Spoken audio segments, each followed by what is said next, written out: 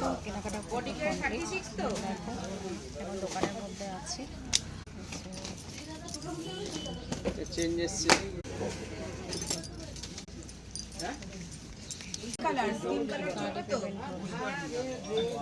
গলার মধ্যে রেডিওল হবে না স্কিন হবে।